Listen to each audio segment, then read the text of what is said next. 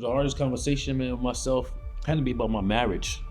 I wasn't being intentional about my wife, telling her that I love her. You're supposed to just know it, you know what I mean? So I just never been a man that just really opened up, didn't talk much. I thought I was going to mend the hill to help everybody else. In turn, it really helped me in one of the biggest parts of my life, which is my marriage, man. So I appreciate it.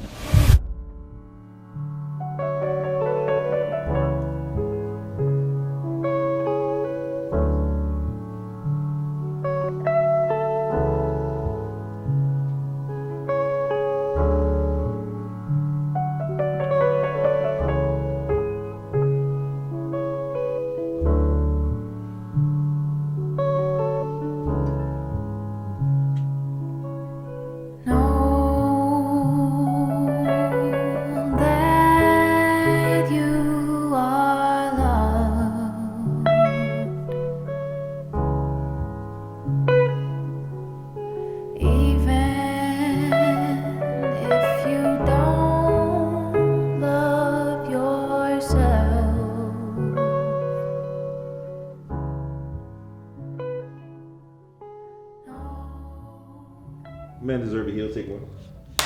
My name is Dennis San Giorgio. My age is 34. So my name is Mark. I am 49 years old. Well, my name is Tyrone Scarborough. I'm 24. My name is Dushawn Jones. I'm 45 years old. First of all, my name is Kyrie Iverson. My name, Trevane Noble. People call me Trey. 33. My name's Jerry, 47 years old. My name is Keith M. Davis. I am 41 years of age, and I'm actually one of the facilitators of Men Deserve the Hill. So, Joshua Cotton, 44 years old. Men Deserve the Hill was a thing for me and my wife, just on our hearts, just to help men, be able to give men an outlet, to be able to come, a safe space, right? Be free, share some things in your heart, and then start to understand that you ain't the only man that's going through what it is that you're going through. The reason why I joined Men Deserve the Hill is because I just knew I had a lot of trauma. I had a lot of stuff a lot of problems I never talked about, a lot of stuff that I was dealing with that I know I had to heal from. The reason why I decided to come on to Men Deserve the Hill was because I needed some men to be able to, talk and interact with and, be men outside our wives and, we could get personal, men, get us together. Feeling as though you don't have to be strong all the time. Men, we get down and we got our issues and, we could cry, we could be, emotional. You don't have to sit there and think you always got to be all this big bravado about yourself. Nah, we have emotions and it's all right to express them. It's really helped me to heal a lot of things in life, and how to control my anger and stuff like that. If one of the guys that's in the group talks about a certain subject, most likely 3, 4, or 5 other brothers have been through the same thing or going through that now, right? So it makes it okay for us to talk about those things and to unpack some things that we may be feeling about the same topic. And that's healing in itself. I think the retreat was great. It was a 3-day retreat amongst other men. And it's just our time to fellowship and just to be free, speak freely. And, a lot came out in that retreat. As a man, I wear a husband hat, a father hat. I'm in Men Deserve to Heal. I work full time. I'm in ministry. I have a podcast. And so I'm doing all these things. I wear so many hats. And it was really good to just take them all off for just a weekend and just say, all right, this one's for me. A few sessions, I think I shed a couple tears, just opening up to them.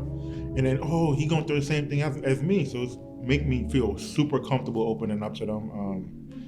Yeah, man, I just really appreciate this program, man, especially as a man of color. It opened your eyes to a lot of different things, where you say, if this happens, I could react to it like this, or I never thought about it like this. And it also puts you at a stance that, you know what, maybe it is me. This is what I need to do to change for my children or for my spouse or for my other half.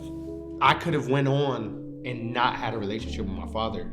And then maybe that trauma or those triggers would have eventually ended up with me and my son. That father issue, and I didn't want that for him, so I had to make that big boy decision to really reach out to my father. And now we actually have a really good relationship. So I'm really appreciative to the men, other men that shared that burden during one of a session, and now me and my father have a really good relationship. So to come together with a group of men and realize, yo, we basically all go through the same problems. We don't talk about our problems enough. In this thing called life, we go through it, and all these problems we're going through, we're causing other problems because we're just not healed from it. In 18 years, it wasn't until this year that I started to be intentional about my wife. The way I was raised, man, my father, you know, I never seen it, right? It was almost just like, you know, we take care of stuff and we take care of the bills and we make sure everything's good. And that was our way of, you supposed to know. I see more tears than ever before from grown men, right? And I think that's powerful in itself. Men feel safe enough, grown men feel safe enough to tell things, talk about things that they never told anybody else. there was a need. You know, as a man, sometimes you don't have the space to be a man around other men. And, you know, I grew up, you gotta be tough, you gotta be strong. And so being able to have a place to be vulnerable around other men really shaped a lot of my year. But also that one day I was able to just be a man.